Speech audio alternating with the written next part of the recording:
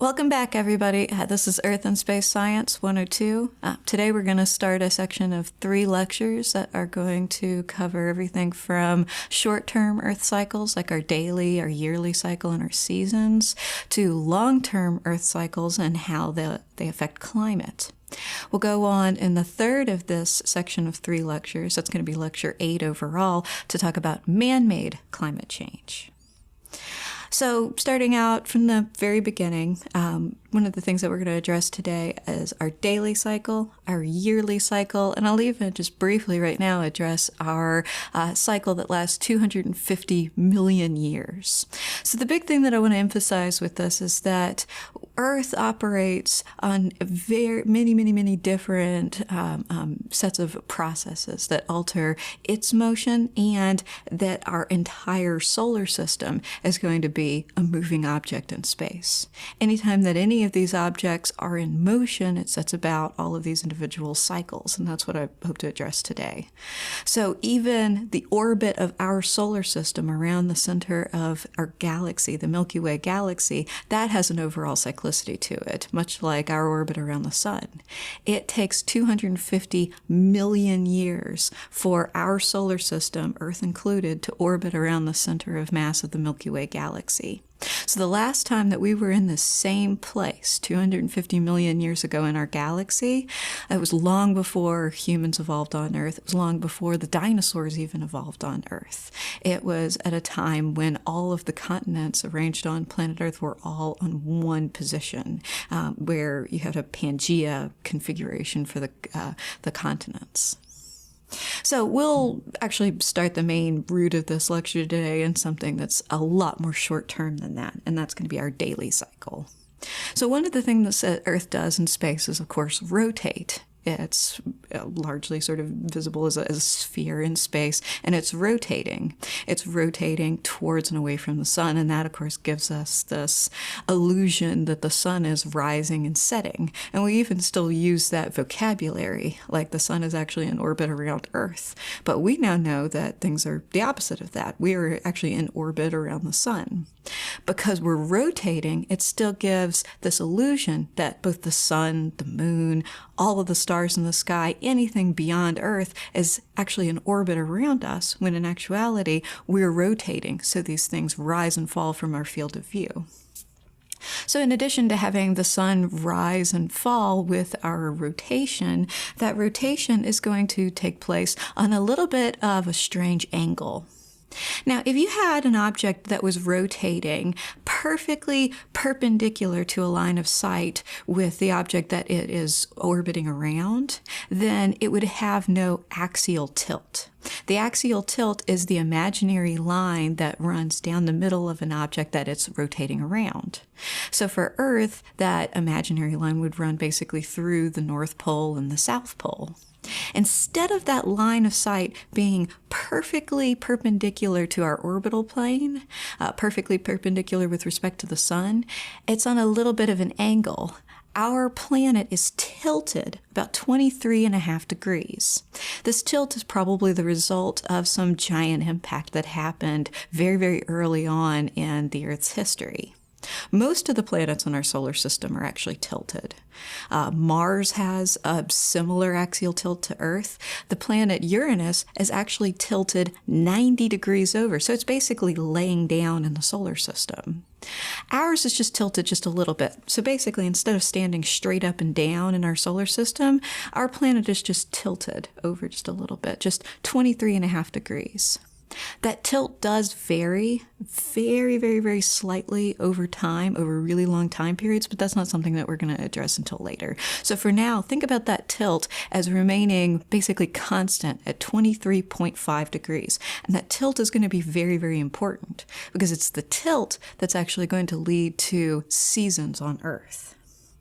So for now, we have the idea that Earth is rotating, and it's rotating around a line that's tilted instead of being perfectly straight up and down. In addition to rotating, and that gives us our daily cycle, it gives us the illusion that the sun is rising and falling, Earth also has a revolution, an orbit. And while we do get closer to and further away from the sun, that's not actually going to be the root cause of our seasons.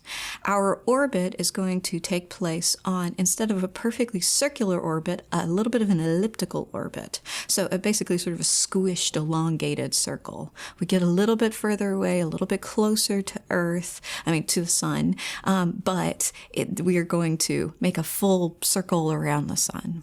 The reason for this, the reason why we're locked in orbit around the sun and why all the other planets and asteroids and comets in our solar system are locked in orbit around the sun is because the sun is incredibly massive.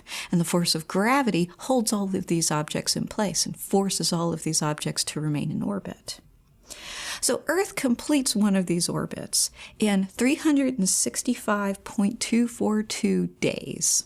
And I did round off a couple of decimal points for ease.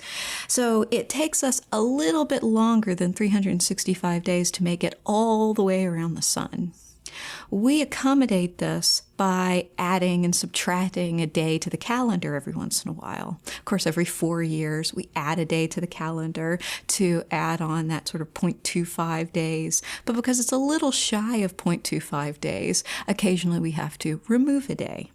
So I thought it might make a little interesting break to have Neil deGrasse Tyson explain to you this concept of where the leap year comes from and a leap day, February 29th, why that was originally put into our current version of the calendar and why that's likely to remain as part of our calendar for the future. We on Earth, as we orbit the sun, we know how to calculate a year. It's how long it takes to come back to where you were. That's a year. But it turns out, if you cut the number of days we live into the year, it doesn't divide evenly. So there's not an even number of days in the time it takes Earth to go around the sun. It takes like 365 and a quarter days to go around the sun. So we just ignore that quarter day. Just sweep it under the rug for 3 years. The fourth year, how many quarters have you added up? 4 quarters. So there's a whole day now that you've saved up, and in the fourth year, you put that day back in the calendar, and you give it to the neediest month, February. And so this is the origin of the leap day, and this is as it was conceived in the Julian calendar, the calendar that preceded the current calendar, the Gregorian calendar. Most people don't know that this 1 every 4 year rule overcorrects the leap day. It's not actually 365 and a quarter days. It's a little bit less than a quarter. So you wait 4 years and put in a whole day, you put in too much. So you have to wait until you've put in a whole day too much. Then you take out a leap day that would have otherwise appeared. So every 100 years, you have overcorrected by a leap day, by an entire day.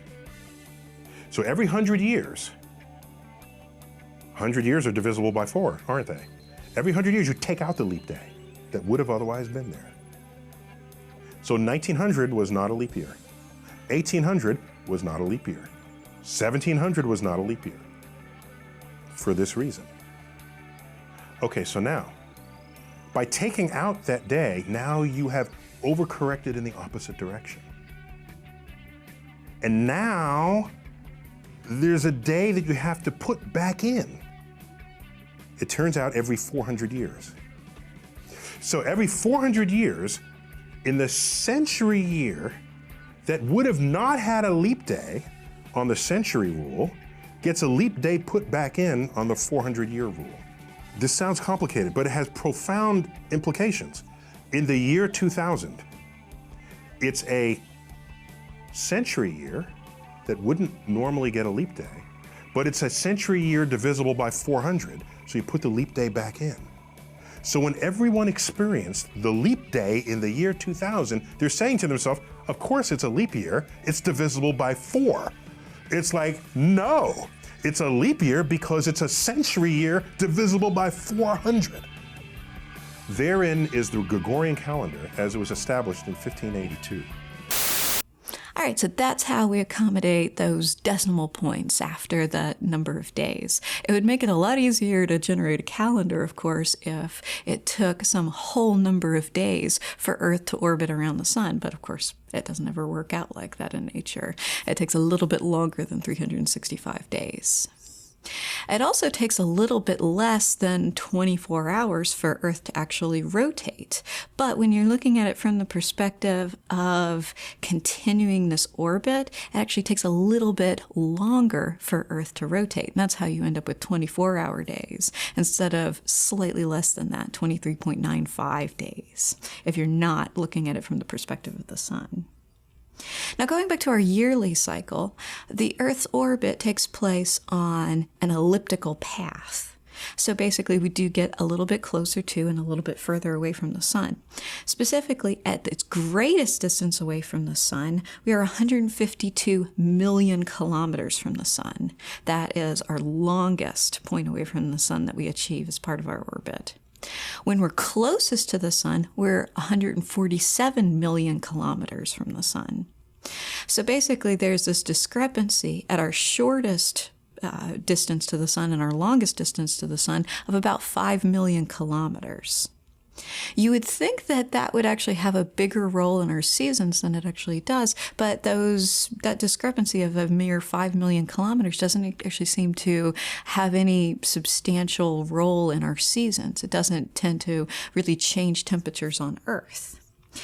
The way that you could basically prove this is by looking at the relationship between the distance to the sun and where you have particular seasons, at least in the northern hemisphere. In the northern hemisphere, we would consider January to be right at the height of winter, where you have the coldest temperatures. But January is where we actually get closest to the sun, where you would think you would have warmer temperatures. In July, that's when we're further away from the sun by another 5 million kilometers. But in July, we're in the height of summer in the northern hemisphere. And so you cannot attribute seasons to an increase or decrease in the distance from Earth to the sun. Instead, the way that we explain seasons is by the Earth's axial tilt.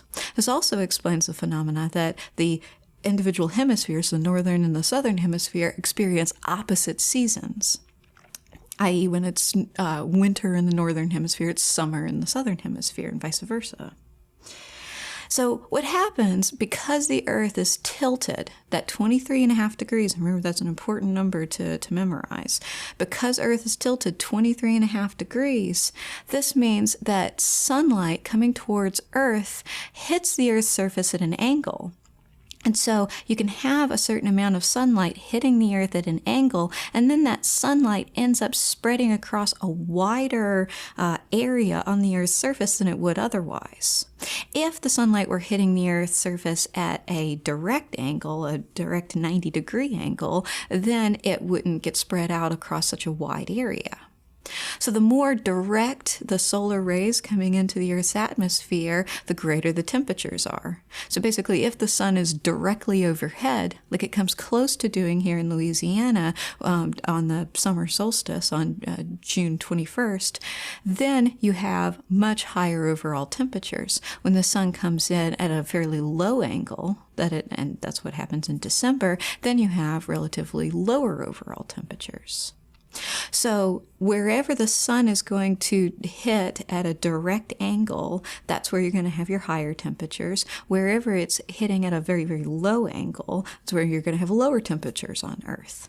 So this explains both the seasons and why it's colder near the poles, because even at the height of summer for the northern hemisphere, you're not going to ever have direct overhead sun at the northern pole. Same thing at the south pole during what we would call the winter solstice. So it's going to have much, much more to do with the actual angle of the solar rays coming into the Earth's atmosphere than the length of the day. Although the length of day is also going to play a role in temperatures. When you have a higher overall angle of sunlight coming into the Earth's atmosphere, then that means you're going to have a longer day as well. You might have 13, 14-hour days, whereas you might have only 8-hour days when you have the sun coming in at a relatively low angle. And so both of those things are going to play a role in temperature, and temperature is going to derive seasons. So the northern and the southern hemispheres alternate their seasonality, because as the Earth is a tilted object in space and it maintains that tilt over the course of the year, then as the Earth orbits around the sun, the northern and then the southern hemispheres are going to alternate in which is going to receive the more directed overhead light, and therefore they're going to have reverse seasons. So this picture paints you a pretty good role of what the Earth actually does over the course of a year. And there are very important points on this course that are going to play a role in determining the beginning of each season. The solstices and the equinoxes are going to be these very important points during our overall orbit around the sun that are going to define the beginning and the end of each season. The beginning of fall and the end of summer, the beginning of winter and the end of fall, and so on. Now, the solstices are the high points in terms of the sun being directly overhead on that part of the Earth's surface. At 23.5 degrees north, that's the Tropic of Cancer, on the summer solstice, that's June 21st, the sun at noon should be directly overhead. It should make a 90-degree angle with the ground surface. And that instance is going to mark the beginning of summer. Instead of marking the middle point of the summer, because it's marking the beginning of summer, that's going to be because the Earth's surface is covered with water, and it takes a long time for the water to heat up and cool down. And so these points are going to mark the beginning and not the midpoint of each season. If we go 180 degrees around the circle and go to the winter solstice, then the winter solstice is going to be the point where the Tropic of Cancer, that's 23.5 degrees south, is going to receive the directed overhead sunlight and the 90-degree angle solar rays coming into the Earth's atmosphere. And that's going to mean the height, the beginning of summer for the southern hemisphere and the beginning of winter for the northern hemisphere. So again, they're alternating seasons. Now, the equinoxes are equally important, but at each of the equinoxes, and that's September 22nd and March 20th, respectively, for the autumnal and the vernal equinox, or the fall and spring beginning, those are going to be the points where the sun is going to be directed at the equator. So the equator is 0 degrees latitude, is going to get the directed overhead sunlight of 90 degrees, and then day and night are going to be equal no matter where you are on the Earth's surface. Whether you're at the North Pole, the South Pole, the equator, the Tropic of Cancer, you're going to have 12-hour days and 12-hour nights. So those conditions are going to match at the equinoxes. And so that's why that's going to be the beginning of the milder seasons for both hemispheres, fall and spring. So I want to take a look at this specifically from our perspective here in South Louisiana. At South Louisiana, we're roughly around 30 degrees north latitude. Specifically, if you are crossing the foot of the Causeway Bridge going into New Orleans, that point is exactly 30 degrees north latitude. So I'm going to use it as sort of a way of explaining our seasons throughout all of South Louisiana, because we're going to be relatively close, within a degree of that, anywhere in this viewing area. So we'll start with the vernal equinox, or basically the first day of spring. The first day of spring every year is on March 20th. And I'll take just a minute to mention how that point in our year actually affects the rest of your spring calendar. That vernal equinox is going to set in motion, in a way, the date for Easter, the date for Ash Wednesday, the date for Mardi Gras. And so a lot of our sort of spring calendar is going to be built around this vernal equinox. So the vernal equinox lies on March 20th every year, but the full moon following the vernal equinox is going to set the day for Easter Sunday. So you have the vernal equinox, March 20th, the next full moon, which could be that week or it could be a few weeks after. And so that's why the date for Easter and all these dates vary. That full moon is going to pass. And then the Sunday following that is Easter Sunday. If you count back 40 days, not including Sunday, then that takes you back to Ash Wednesday, and the day before that is, of course, Mardi Gras. And so that's your whole spring calendar in a nutshell. It's all built around, if you peel back all the layers, this first day of spring. So again, the vernal equinox, and vernal just means spring. The spring equinox is going to be on March 20th, and that means for us at 30 degrees north latitude that the sun at its highest point during the day at noon is only going to be about 60 degrees away from the horizon. It's not going to come anywhere close to being directly overhead. That's why we still have fairly mild temperatures at this point.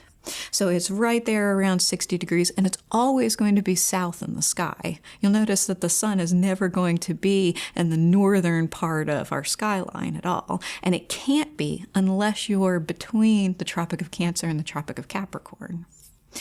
So because we're north of the Tropic of Cancer, the sun will always be to the southern part of our sky. And at the vernal equinox, it makes a 60-degree angle. And you can see that in this picture. You can see that angle in the bottom right corner that the solar rays are making with the Earth's surface. And you already sort of have an idea, an expectation of what kind of temperatures you can expect from that.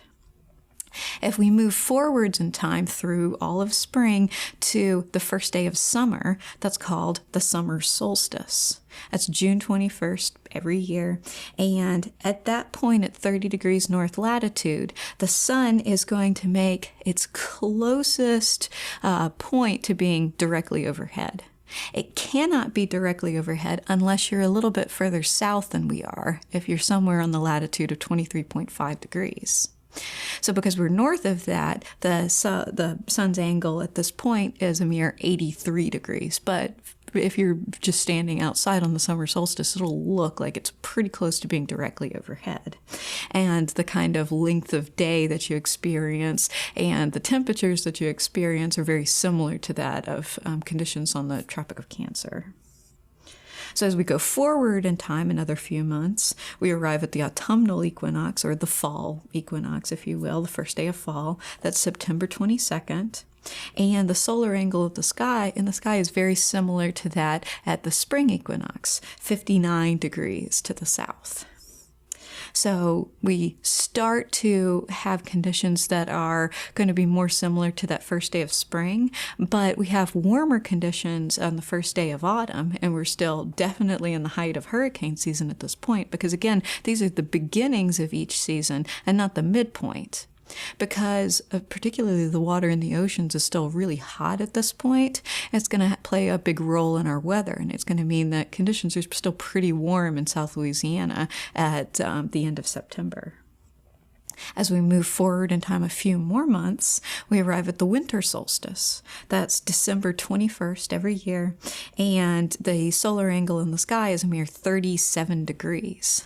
So that's not even getting halfway up to being perfectly overhead. That's why we have very short days during this part of the year, and this is why we have overall cooler temperatures.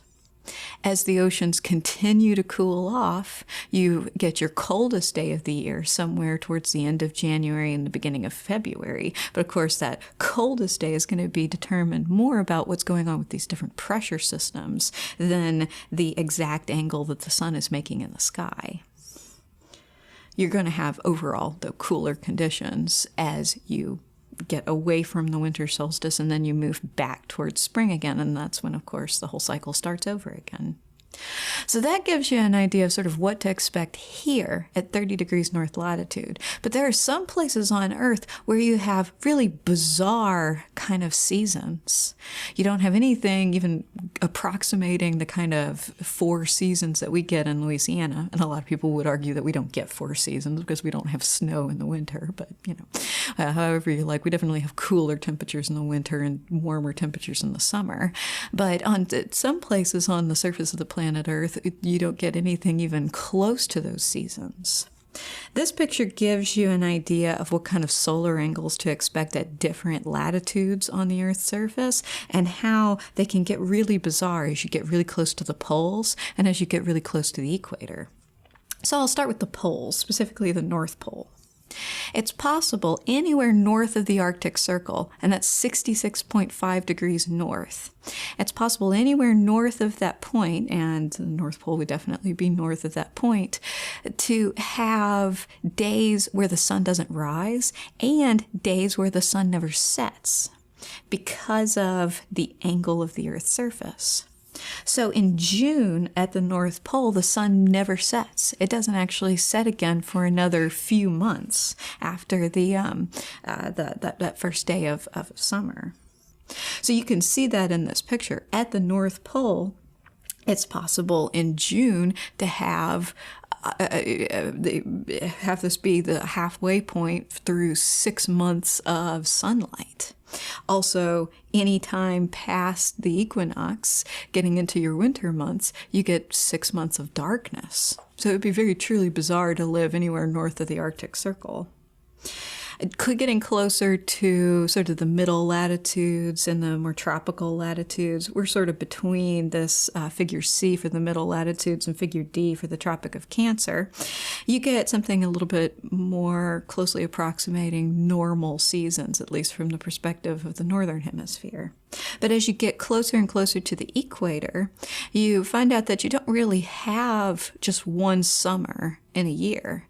It's more like as you get closer to the equator and on the equator itself, you actually have 2 summers, both during the autumnal and the vernal equinox, so the first day of what we would call spring and the first day of what we would call fall.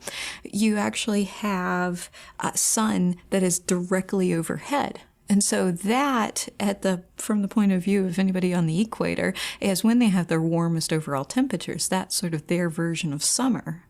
And then temperatures only cool off ever so slightly at the solstices, with very similar conditions at both the winter solstice and the summer solstice. And then finally, as you get into the southern hemisphere, everything begins to be similar to the northern hemisphere, except reversed. Winter becomes summer and summer becomes winter. Then as you get closer and closer and closer to the South Pole, of course, everything gets really, really strange again. Just the reverse of the kind of strangeness that you get near the North Pole. So the takeaway message from all of this, and I'll show you a picture of what would be close to a sunrise at the, or a sunset, I should say, on the north slope of Alaska. The thing to take away from all of this is that our whole concept and our whole names for all of these seasons and all of these solstices and equinoxes come from the point of view of people in the middle latitudes like us, people somewhere between the Tropic of Cancer and maybe 40 or 50 degrees north latitude. For anyone in the southern hemisphere, anywhere on the equator, and anyone anywhere close to the poles, you have very, very different interpretations of seasons. Okay, so that's going to close out sort of the first part of this lecture where I'm talking about relatively short-term Earth cycles. And while from our point of view, a year might seem long, or an entire season might even seem long, it's not going to be long from the perspective of these things that actually affect climate. There are these very little known long-term Earth motions that play a huge role in climate, but they do so very slowly over 10 to 100,000 year processes and cycles. So the last thing that I'm going to talk about today are these things called Milankovitch cycles. Now the name Milankovitch cycle comes from the person who first began to study and understand these and apply these to climate. A man named Milankovitch, who's a Croatian mathematician, and he lived in an age, the beginning of the 20th century, where he couldn't go back and be able to prove that this actually affected climate, because at this point no one could really go back and understand how climate has varied 10,000 and 100,000 years ago. We can do that today, and once we began to be able to do that, it was established that Milankovitch was right. Milankovitch essentially began to first understand how the Earth dips in and out of ice ages and has climate fluctuations naturally that are going to be based on the Earth's long-term Earth motions. And the thing that I want to emphasize today is not so much how they affect climate, but what all of these processes look like individually. In the next lecture, lecture 7, we'll look at how they actually affect climate. But just to give you a little taste of that in the meantime, this is the climatic record over the last 400,000 years. So in the last 400,000 years, we've dipped in and out of many, many, many ice ages. Some big ice ages, some smaller, more short-term ice ages. So you can see those dips in and out of the ice ages. And the thing that's actually driving these increases and decreases in temperature over 10 to 100,000 year cycles are these things called Milankovitch cycles, which are going to be the sum of all these long-term Earth motions.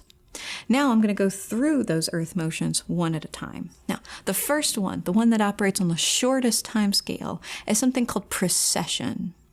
Precession is a long-term Earth motion that deals with the wobble of the Earth's axis. Now, if you've ever seen a spinning top, it starts spinning perfectly perpendicular to the tabletop that it's spinning on. But over time, when it starts to slow down, it starts to wobble around on its axis a little bit. So it's changing the orientation of its axial tilt. If I were doing the same thing, I would start to sort of wobble around like this a little bit. That would be the equivalent of me undergoing precession. So instead of having an axial tilt that remains oriented in one direction, I wobble around on that tilt a little bit. So that, as it turns out, is what the Earth is actually doing, and it takes around 22 to 26,000 years to undergo a complete wobble, or to basically start and then end one cycle. Now, what this does on Earth is effectively flip seasons. If you're going to take the Earth's axial tilt and then change it over a half precessional cycle around 11,000 years, then you'll be pointed in a completely different region in space. And that means that sunlight is going to hit the Earth's surface in exactly the opposite way that it did before. So as this precessional cycle continues, and it does over a really long time scale, around 11,000 years to make a half precession, 22,000 years to go all the way back around again, then the seasons basically flip. And what this is thought to do is actually change where the Earth is pointed at in space. If you think about Earth as actually having a visible North Pole sticking out, then that North Pole would be pointed at a different region of space. To give you an example of one of the things that would result from this precessional cycle, right now we consider this one particular star, this very, very bright star that's visible on the very, very northern part of your horizon, to be our North Star. And it's a very, very effective mode of navigation because that bright star will always be on the northern part of your horizon. That's a star called Polaris. And it's only on the northern part of our horizon right now because Earth happens to be pointed at that star. In another 11,000 years, that star will no longer be our North Star. It will not be on the northern part of our horizon. Instead, a star called Vega will occupy that same position.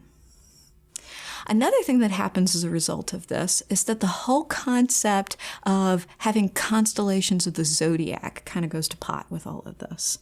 With this whole idea that you're going to have the axial tilt of the Earth change over time, this means that the constellations that are in the sky on the same line of sight that the sun takes over its apparent path, those constellations are also going to change over time. So to give you a little bit of background for all of this, and this is, again, it's just mainly just for color, the 12 constellations of the zodiac are the 12 constellations that are in the same part of the sky that the sun takes as it crosses the skyline. So that same part of the sky, basically the more overhead part of the sky, is going to be occupied by these 12 constellations. There are only 12 of 88 official constellations. And for our purposes in a science class, they're mainly just useful in terms of kind of stellar geography. They're a good way of telling sort of where you are on the celestial sphere, where you are in space, if you can talk about a star as being part of a particular constellation. So of those 88 official constellations, there are 12 that lie in the same path that the sun takes.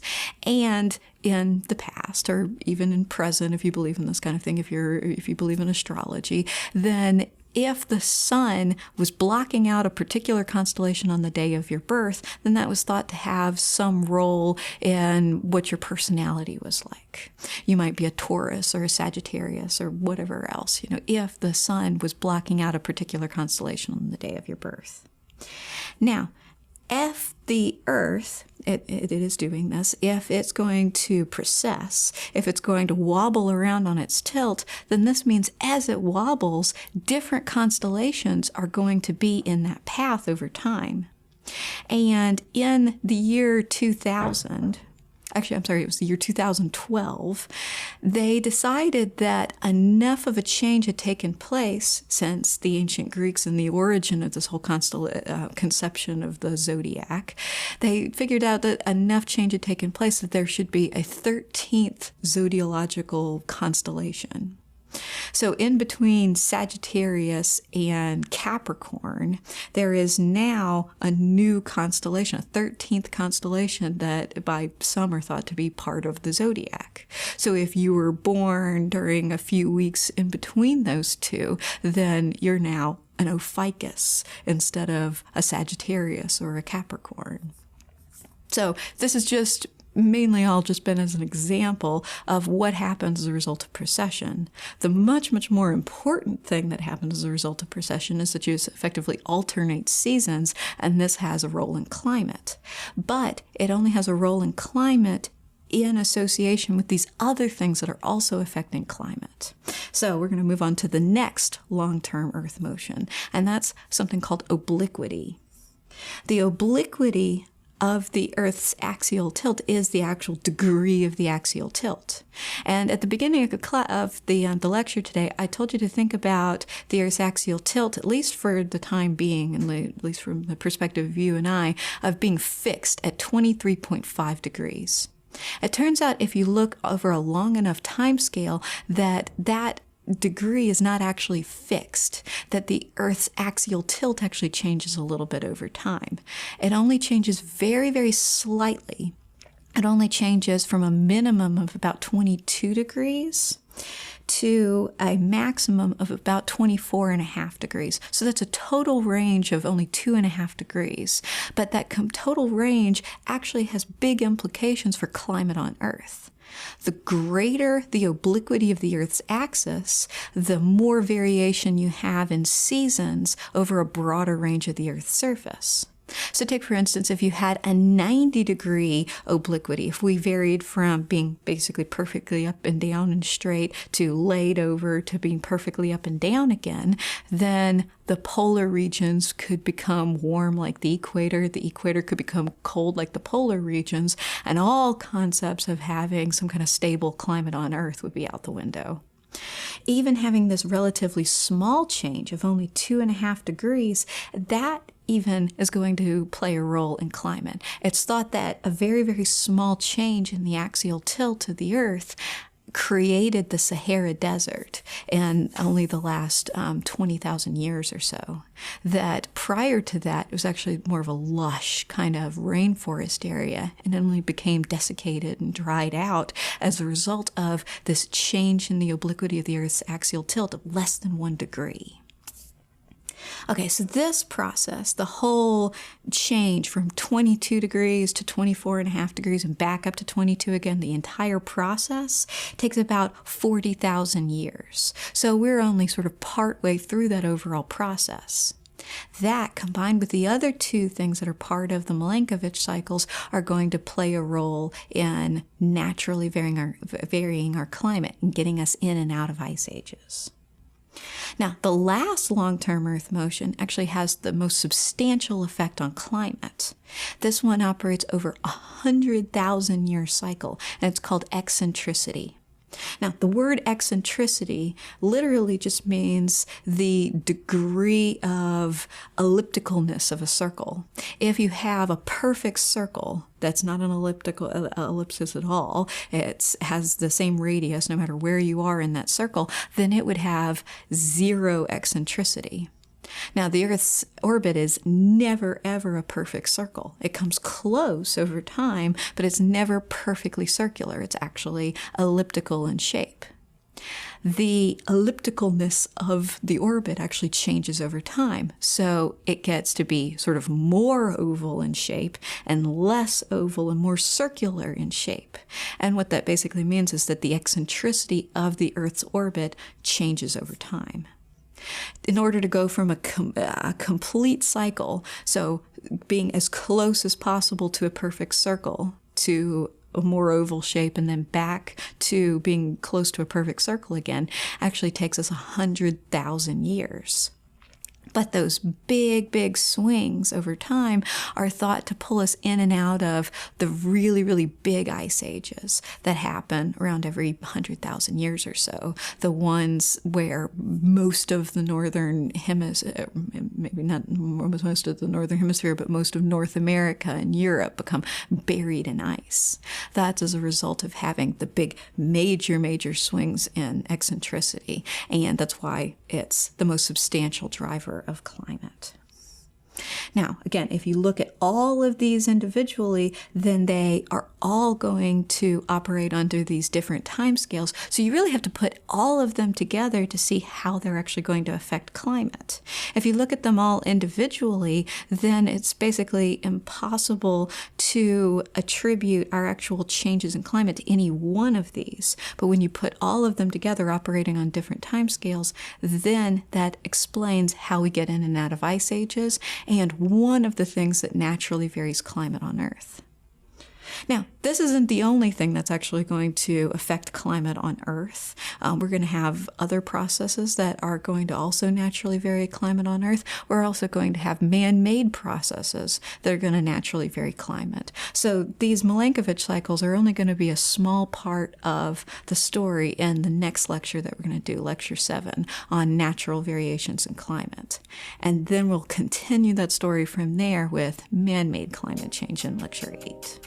So that's all we've got time for today. Until next time, keep looking up.